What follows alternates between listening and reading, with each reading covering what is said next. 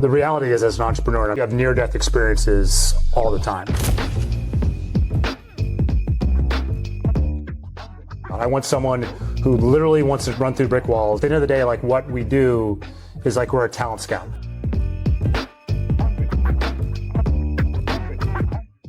So I'll tell you something interesting. Last year, around this time, it's been a year, we were talking and we were doing an interview with a group of family offices, and we were excited about Elon Musk and Donald Trump coming together.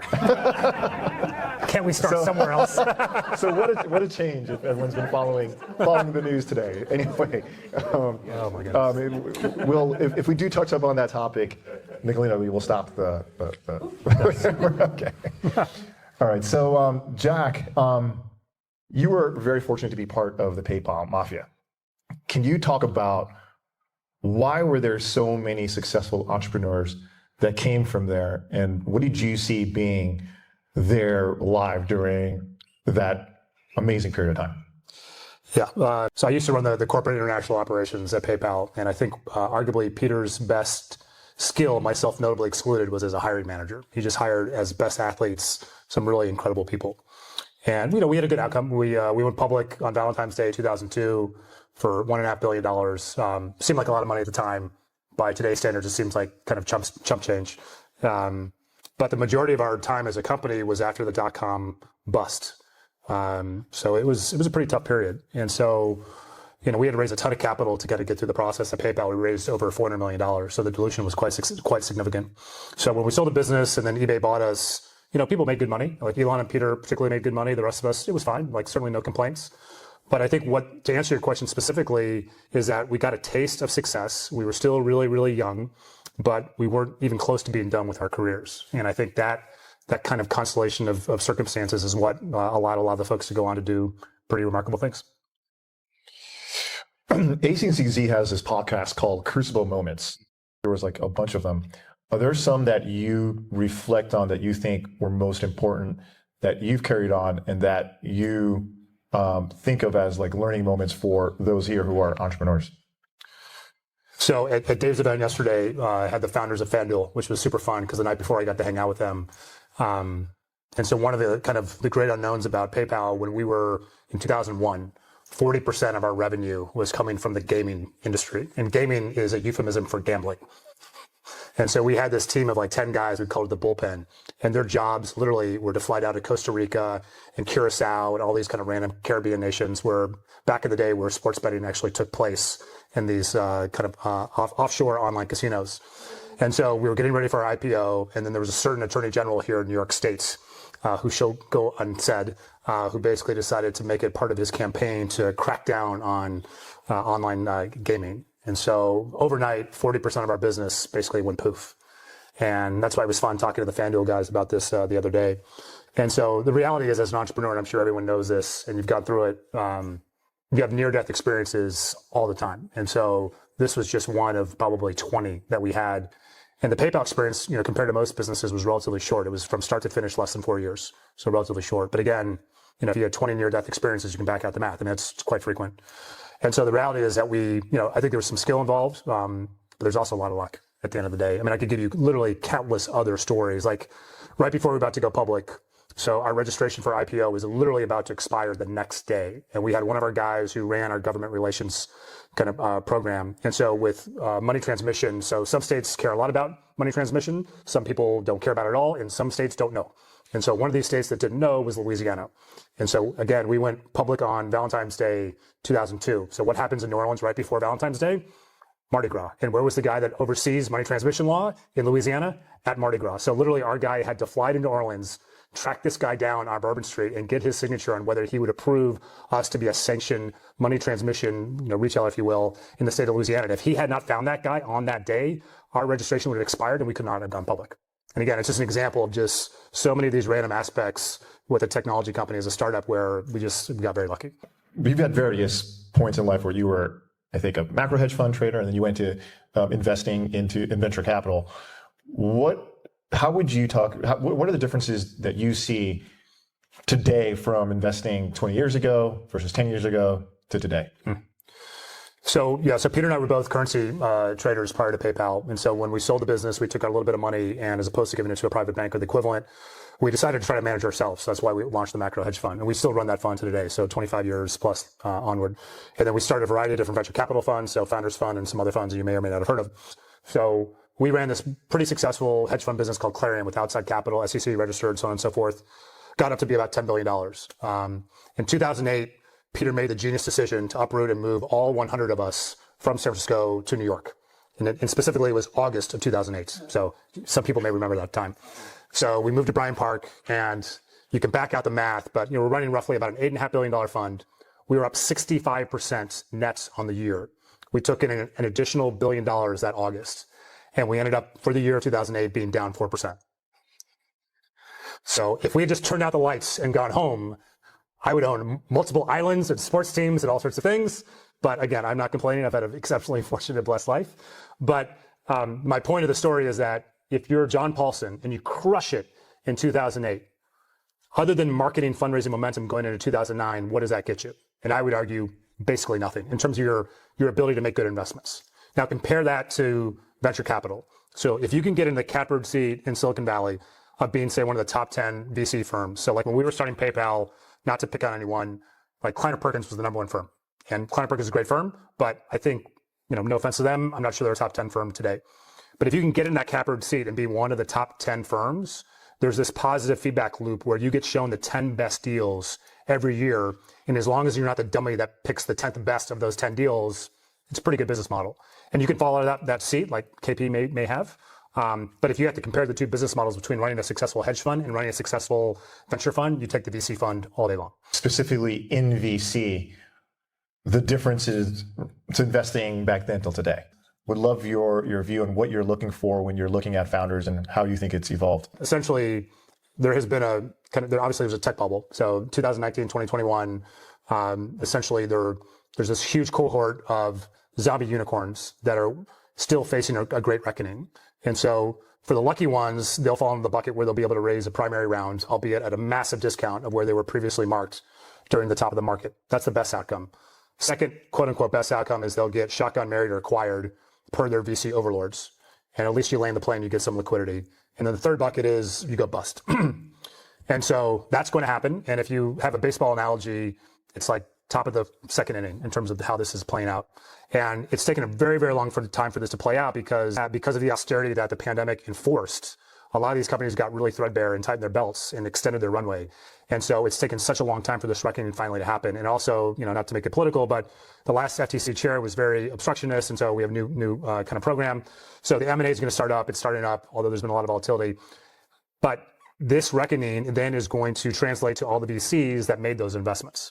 And those VCs are going to go bust themselves. And so you had just a lot of B- funds that came into existence during the very easy money after the financial crisis that made a lot of B- or worse investments. And we had to clean that up. We'd love to hear your views on when you're looking at AI, where do you think it's interesting? How do you differentiate with all the different AI companies?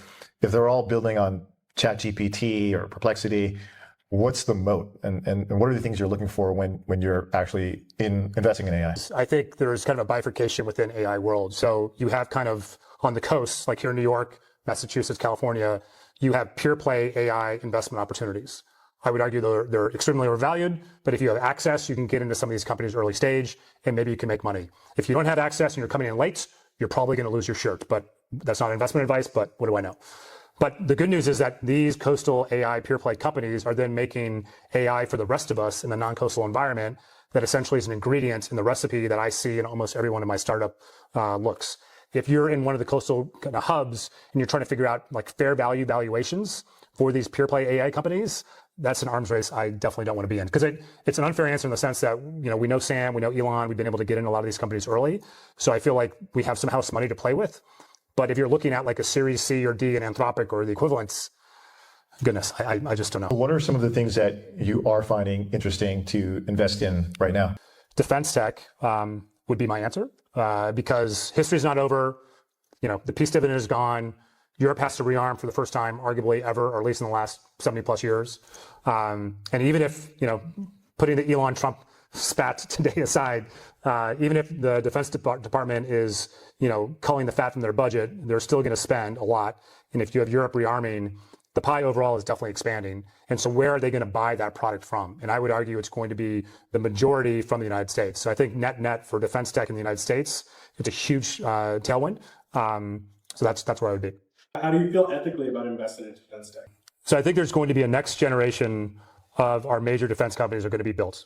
Like, I just think that's a given. And do you want to be involved to help steer that as well as you can? And so I would answer yes to that as well. Between SpaceX, Palantir, and Anduril, we're probably the biggest defense tech investors that have had some success. Has it been perfect? Definitely not. But I would rather be involved than complaining about it from the bleacher seats and not actually being someone in the ring. With AI and a good product person, you're going to get faster, better, cheaper software. So what is your view on the future of tech or VC investment in SaaS companies? Good SaaS ideas with AI will have a far less requirement for financial capital. And you could argue whether they'll have any need for financial capital. And then, like, if you're a multiple, serial entrepreneur like yourself, you may not need people like myself, who's a VC. And I'm biased, we're biased, hopefully, that we actually add real value. And so maybe take a little bit of my money, maybe you take less, maybe you take less dilution.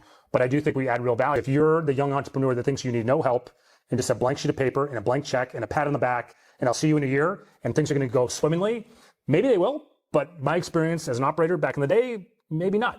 So I don't know. But I do think, going back to your question, I think companies, SaaS in particular, probably will require less capital, arguably no capital.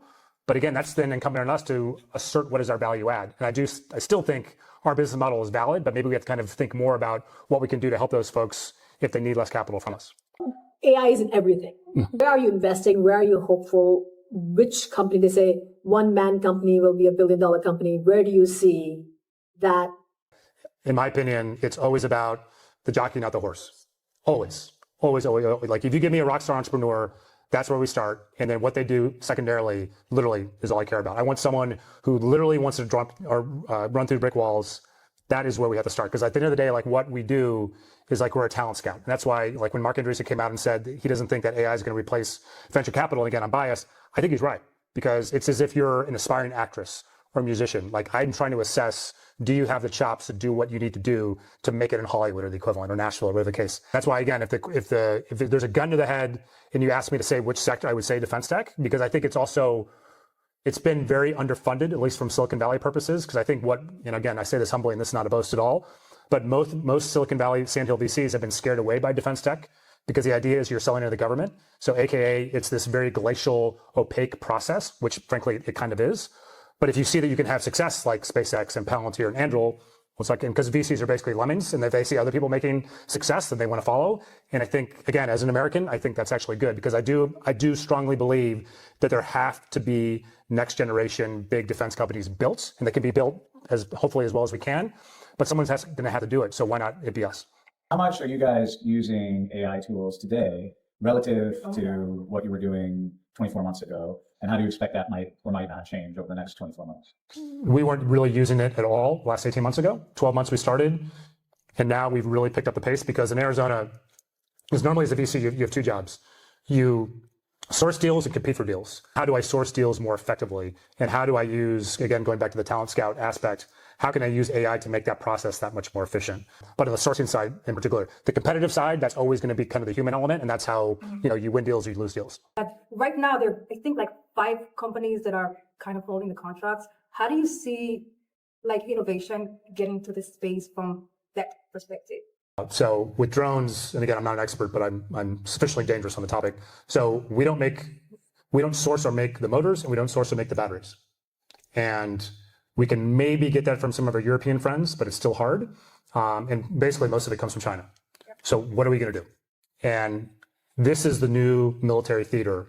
And our guys are still fighting as if, like, go hide behind the berm. It's like, no, don't hide behind the berm. Go hide underneath the bush. Because if you're not in the bush, the drone above you is going to kill you. And we train these guys. We spend millions of dollars per Navy SEAL and the equivalent, and they're still training as if it's 1991 and we're rolling into Iraq, and they don't get it. So I think they're finally waking up, but trying to figure out procurement, especially in the drone space, for the motors and the batteries and things that we're just not good at. And this is kind of part of the new administration's push, that we just have to reshore and start making things here. But the reality is, this is not an overnight solution. There's not, but at least there can be awareness to help us start figuring this out because this is critically important. Like what the Ukrainians just did in Russia. Like imagine North Korea shows up off the Santa Monica Pier in international waters, and they're in some big ship, and they have these $25 per piece drones that are each loaded with, say, 6 ounces of TNT, and they're programmed with the most basic AI to go hit anything that moves, outside of a certain size, so they don't hit birds. Like, what do? We have no solution for that at all. Like Golden Dome aside, like we don't have that. Israel does. But we in the US do not have that. And if that scenario played out, it would be disastrous. And so with this new administration, we're trying to, and I think we're having success in waking people up to this unfortunate reality, but we have a lot of work to do. How do you see the regulatory and legal framework catching up, or will it ever catch up, honestly? I think the amount of volatility that the administration has injected in the markets is very deleterious because if you're planning on CapEx, whether you run a lemonade stand or you run Aramco or ExxonMobil, how do you make capital planning decisions with this amount of volatility? It's so hard. And that may not show up in the GDP print today or next quarter, but it for sure shows up in Q4. It for sure shows up in the first half of next year. And that impact's going to be like this. My hope is that there are enough smart people, hopefully still, that are in the administration. Like Scott Bessen's a really smart guy, right? He's a really, really, really smart guy.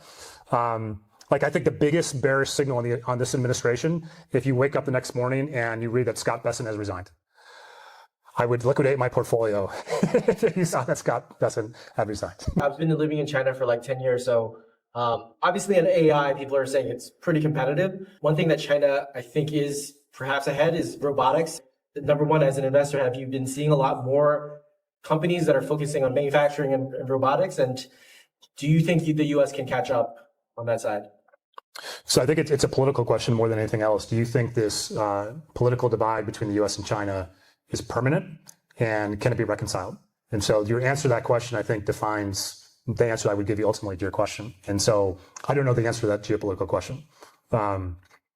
And I think the reshoring and bringing manufacturing and being able to build drone motors and figure out how to source drone batteries here in the United States, I'm not an expert, but that takes at least 5 years, maybe 10 years.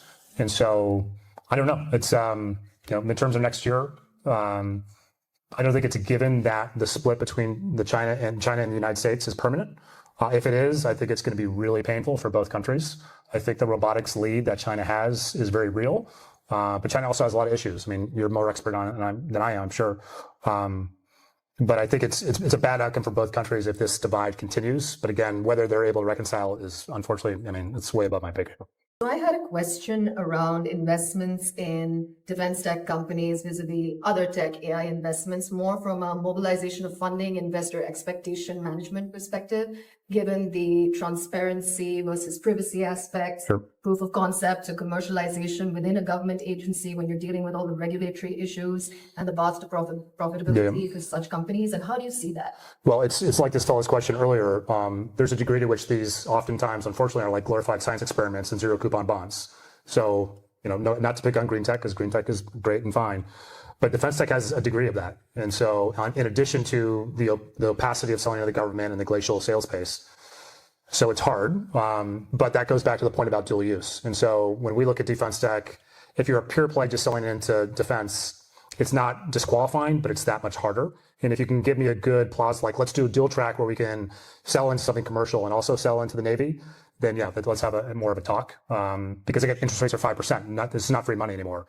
And so trying to figure out dual use within defense tech, I think, again, it's not the only way to play it, but I think there's much more emphasis on that than what it would have been 3 years ago. If you were the father of that son, what direction would you perhaps point him in with his general business and finances? So not private equity, no offense to our private equity friends, because I think that cycle has probably turned and it's going to be different. Getting into venture capital is really hard. So I think it's much better to be an operator first, and then you can bring kind of real world experience to that type of job. I do think one of the things that the U.S. is very good at is our entrepreneurial spirit, because there's no scarlet letter for being a failed entrepreneur. Like we're really good at that, and in other countries, it's very different culturally. So I don't know. I think coming out as an entrepreneur and going out and starting something, he obviously comes from a great family, like go give it a shot. He's still young. He's got a huge life in front of him. So go be an entrepreneur. Do you have any sort of general thoughts about digital assets? And so I think Bitcoin has validity in the sense as a store of value and as an asset class.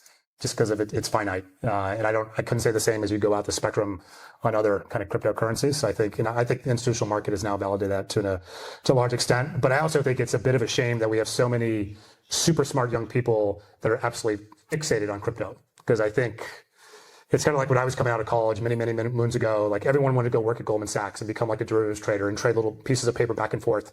And yeah, I think you could correctly argue that has relatively limited, if zero, societal value. And I'm not saying crypto is entirely like that, because I do think Bitcoin is real. But I think the number of smart young people that are going into the space is disproportionate to the opportunity set, to put it politely. What's the question that doesn't get asked that, given your seat, really should be asked? For the entrepreneurs in the room, the wipeout in VC is coming. It's going to be massive. And so if you're an entrepreneur, you should turn the tables and do as much due diligence on the person who may be writing you the check as they're doing on you. So as a specific example, you should ask the VC, how much of your fund have you deployed to date? What is the return, IRR, been, DPI on your fund to date? And those answers will be very instructive to how, if they write you a check, how they're going to manage their investment with your company. So for example, if that fund is fully deployed and it's doing really, really well, maybe the fund will be relatively hands-off or laissez-faire or not need you to shoot the moon. Conversely, if that fund has deployed capital and is not returning, has not had any DPI, they may have their foot on your neck and want you to grow like this when you really want to grow like that. And so, because there's so many of these VCs that have run out of capital, they're masquerading and kind of play acting as if they still have capital, and they're wasting people's time because these guys have to get out of the office and go somewhere. It's like you should be asking them as many questions as they're asking you. Now, if you're a successful company and you've got 10 different term sheets, literally do as much due diligence on who those folks are as they're doing on you. Invest in a Swiss company, bringing them to the US, and they have the only notarized two-way blockchain for transactions. And so it makes it very hard to hack. And, when we've been told that a lot of Bitcoin gets hacked, 10% of it, whatever, people don't really hear about that. So it's kind of scary out there, what's happening and how you bring it in. And we just looked at influences and everything else that can be done with the crypto and the right platform and how we can make that happen. Whenever you heard the word influencer, usually you want to go in the opposite direction, because that influencer, God bless them, usually that's not akin or tech related. Nothing wrong with that. I mean, Kim Kardashian has a lot more money than I do, so she's doing great, but I'm not sure that's a tech play, so to speak. So I don't know. I mean, again, I think Bitcoin as an asset class is real. I would just be worried as you get further out on the spectrum of the different crypto coins, so to speak. So I don't know. We'll see. Zeros, meaning, so Peter Thiel, he has this idea of, I think it's N to 1 or 0 to 1, I forget what it is, but if it can't be a category killer, it's not worth, or he claims at least it's not worth investing in. Do you see a middle ground in investments where you could see an exit ramp halfway through? How do you think about category killers as a filter for making your investment? Yeah, so I love this type of question, so thank you for asking it. So as someone who runs, the largest venture fund in Arizona, I think about this a lot because this literally defines how I run my fund. So I don't live in Palo Alto. I'm not going to invest in the next OpenAI or SpaceX is not coming out of Phoenix, full stop. I know that. And so the typical venture model, you have 10 investments, 3 are zeros, 4 million outcomes, 3 are the home runs that pay off the rest of the fund. In Arizona, I have to watch over those 3 zeros and limit that much more. That's just how I'm going to make money. Whereas if I'm Palo Alto, I want to maximize those 3 home runs. But in Palo Alto, so we have to go back to market with our next fund end of this year. So we're starting to collect the data. So last year, 74% of all venture capital in the United States was spent in Massachusetts, New York, California. The previous high was in 2021, and the number was 61%. And I think that's mostly a function of kind of the AI bubble. And then if you combine that with the other fun fact that we've unearthed for our deck is that our entry point, our Series A entry point valuation-wise, is 71% of what it would be in those 3 states.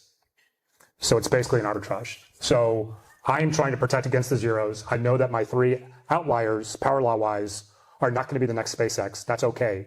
But I just need to make sure I don't have those zeros. And I actually want to build businesses, like truly build businesses.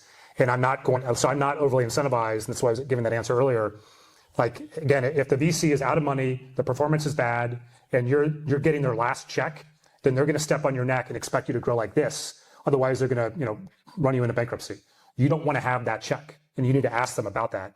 So for me in Arizona, because again, and they're finding the next SpaceX. How do you think about non-US investments? So like Australia, for example, Accel's best investment ever was in Atlassian. Yeah. And we've got Canva. And Canva, yeah. There's some really good companies coming out of Australia. Would you invest in Australia? I would love to bring them to the US. I'm a big believer that you don't parachute into a foreign geography and pretend to be the smartest guy in the room. That never works. And so even though I can kind of acclimate into Australian culture and language and so forth, it's a different network. Just you have to be very respectful of the local networks and the culture. There's an amazing talent there. You obviously understand it much better than I do. Like it seems like there's way more talent, it would seem from afar, not as an expert, than there is financial capital to match. Right. So why that is historically, I have no idea. And so, capitalism is usually pretty efficient, so they usually fill these voids. And I would love to help fill that void, but where I could help the most is bringing those companies, once we invest, whether it's with Dill Capital or Founders Fund or Arizona Fund, to the US to help with relationships that I have here, whereas I basically have no relationships in Australia. So it's definitely an arbitrage. For sure. I mean, that's like with my Arizona Fund, it's a coastal, non-coastal arbitrage. Yeah. I could invest at a 70% discount, coach the companies up, and then take them all the people I know on Sand Hill Road. That's literally it. And that same strategy should apply to Australia. Yeah. It's just I don't know Australia very well. So what's happening with a buyer of a manufacturing plant, let's just say a logistics director, they're being hammered by new startups with agents or whatever that are very cheap and easy to start, and they don't know how to select. And so they end up doing decision by committee, which takes long. And then somebody says, why don't we just go with Microsoft or Google or Amazon because that's just a safe play. Right. So how do these startups win? Yeah, the incumbent bias is really hard to overcome. It's really, really hard to overcome. And that's, again, it's a selfish answer, but it's, again, the idea that if you're a SaaS company that needs no capital and you figure you can figure it out on your own, okay, maybe. Or you can come to guys that actually have done this before and can help brainstorm this for you or with you. And so it's hard. There's no magic answer, I don't think, to it. But that's why I think people that are actually VCs and have been operators, this is kind of what we did. And this is why we do what we do, because we enjoy thinking about these types of questions. Even though we may not have the magic answer, but yeah, let's figure out how we can figure out to displace Microsoft or Amazon or whatever it may be. Yeah, but it's hard. And that's why I think young founders need people that have actually been through that kind of process before. Jack, on a lighter note, you've got involved in film producing. You want to talk about that a little bit, like how that's been and how you got into that aspect? I went to Hamilton College in upstate New York, and I overlapped with a guy who was a senior when I was a freshman, a guy named Thomas Tull. He started a production company called Legendary Pictures, which made the Dark Knight series and the Hangover series and so on and so forth. And so he got me involved. We made 4 films together, and I reconnected with some guys that I grew up with, childhood friends. And so overall, I've made 21 films, I think, overall. It's a very difficult business, but it's also very different from kind of tech and finance. It's like exercising a completely different muscle in your brain. So, but like one of the questions that an audience member at Dave's event yesterday asked, I mean, Hollywood always seems like it's at various degrees of distress, and now it seems like it's at all-time high. I do think it's actually under a fair amount of distress, but we'll see. I enjoy it. My joke, as I was telling the guys yesterday, is that we have some house money that we're playing with our little production company, and the casino usually wins. But until the casino wins, we'll continue to try to make good films. Great. All right, everyone, a round of applause for Jack for coming by. Thank you, Jack.